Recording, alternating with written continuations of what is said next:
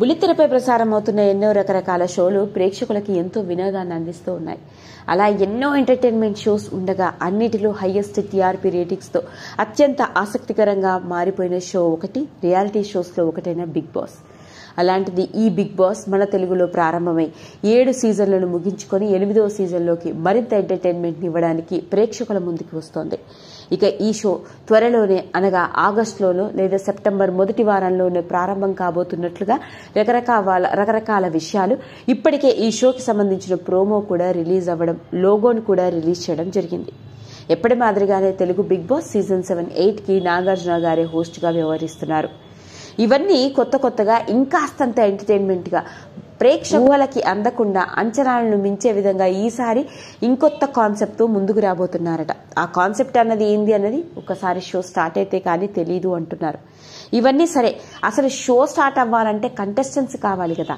మరి ఈసారి ఎలాంటి కంటెస్టెంట్స్ తీసుకోబోతున్నారు అంటే, వినిపిస్తున్న కథనాల ప్రకారం ఈసారి వచ్చే కంటెస్టెంట్స్ ఇంతకు ముందు వచ్చిన కంటెస్టెంట్స్ కంటే చాలా వివాదాస్పదాలతో కూడుకున్న వాళ్ళు అయి ఉంటారు అని అంటున్నారు. ఒక్కొక్కరి లైఫ్ ఆ హౌస్లో ఉన్న తర్వాత ఒక్కొక్క విధంగా ప్రేక్షకుల్ని ఆకట్టుకోవడం మాత్రమే కాదు, ప్రతి ఒక్కరికి బాగా కనెక్ట్ అయిపోయే విధంగా ఉంటుంది.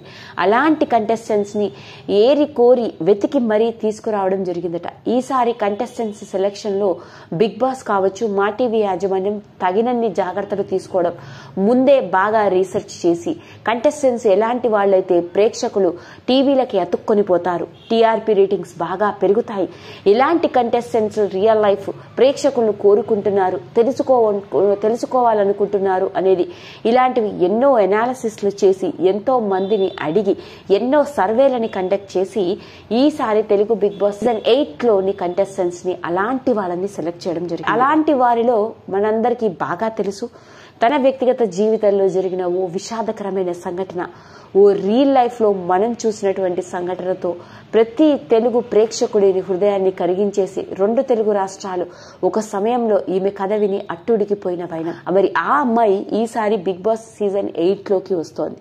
ఎవరో కాదండి, అమృతా ప్రణయ్. అమృతా ప్రణయ్ ఈ పేరుకి పరిచయం అవసరమే లేదు.